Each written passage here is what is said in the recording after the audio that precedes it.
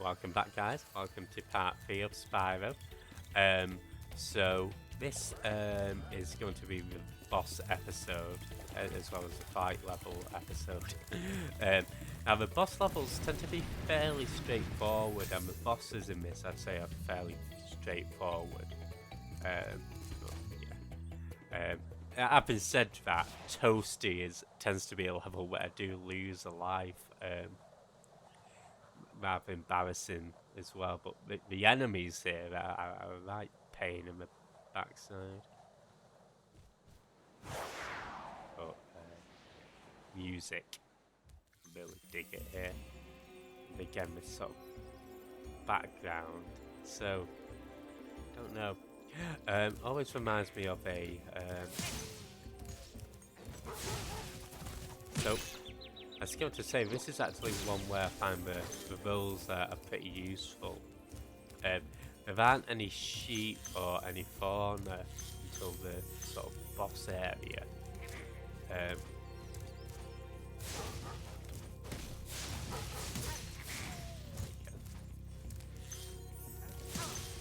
Don't know whether it's because they've got these sheep dogs actually. Maybe that's what's caused the sheep to hide away. But yeah, as soon as you get close to them, or as soon as you play them, they do this leap to Spyro's position. They take 2 hits as well, so I think that's what sort of yeah. So I just do a quick flame and then turn back. Just get them on their way back. That tends to work for me. Again, you want to make sure to play these shepherds as well. As soon as you get close to him, because they do attack pretty swiftly. This is pretty neat actually. It shows, I believe, levels pretty much from this game, but I think it has, yeah, so it has this from this Spyro 2. Neat little art. There we go. Sorry, buddy.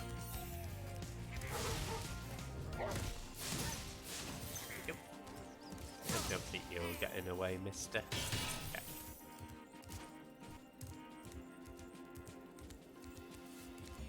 Again, it's just something about this sort of red sunset background I really dig.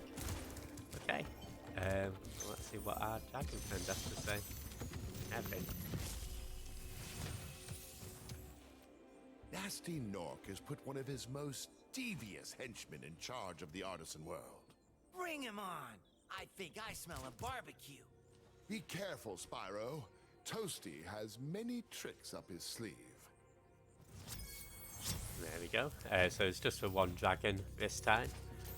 And yeah, this boss, fairly straightforward. You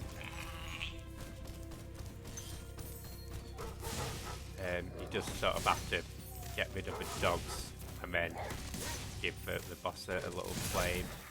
Then shot. It's a sheep. There we go.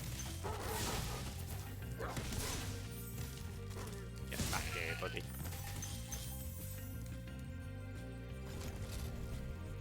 And this should be our last few gems as well. Sweet. Okay. So yeah, that's our boss done. The bosses in this game are fairly straightforward. There are a few difficult moments, but it tends to be more so the levels rather than the bosses. There we go. Yeah, I do think they do improve the bosses a lot in the future games. So our last level is a fight level.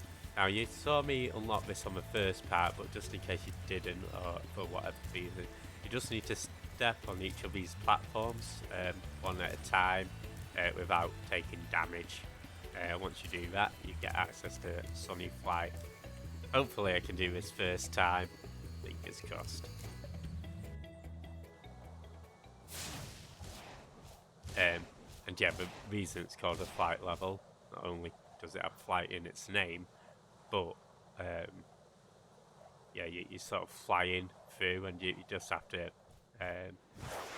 get all these different obstacles or items. First one's pretty generous, and the more items you destroy, you get a little time added on. So getting 3 seconds per barrel. I like to go the opposite way to the barrels. Yeah. And then let's do the archways. Actually, tell you what, let's go after the planes.